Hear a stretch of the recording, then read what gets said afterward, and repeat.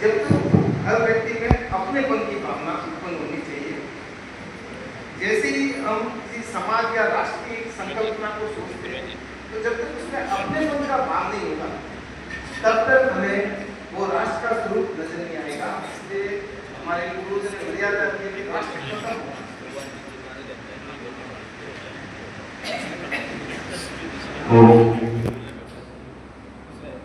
बेटा हम लोग राष्ट्र जी ने सही कहा है, हमारे धर्म ग्रंथों में और राष्ट्रों में, और स्वामी विवेकानंद ने भी यही कहा है, राष्ट्र देवो भव।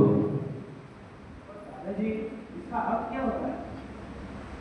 इसका अर्थ है कि हमें सभी प्राणियों को समानता की दृष्टि से देखना चाहिए, और जैसे तुम्हें शोध करने पर दर्द होता है, ठीक वैसे ही इस संसार के सभी जीवों में, इस देश के सभी जीवों में शोध करने पर दर्द होता है।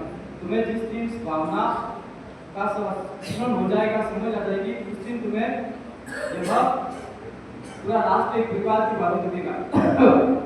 ठीक है दादाजी, अच्छा ठीक हुआ है। मैं एक प्रधान होने के नाते मैं जानता हूँ कि देश का हर नागरिक सुख दुख में भागीदार करना चाहिए, तभी हमारा राष्ट्र मजबूत बनेगा और एकता बनी रहेगी।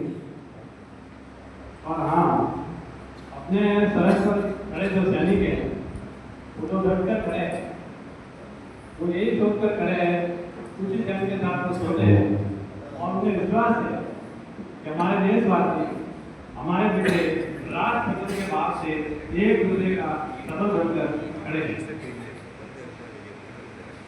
भाई आलो, मैं खेत में पसीना बहाकर फसल उगा रहा हूँ।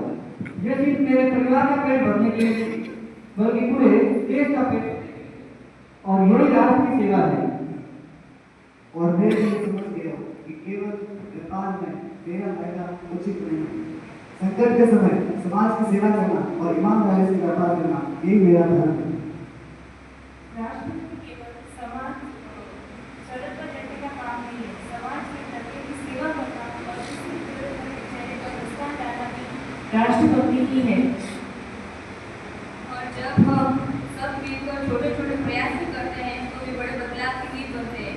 इसमें एकता की देगी असली ताकत छिपी है। सही कहा आपने, जो युवा पीढ़ी अपने कंधों पर जिम्मेदारियां देगी, तभी देश का भविष्य उज्जवल होगा।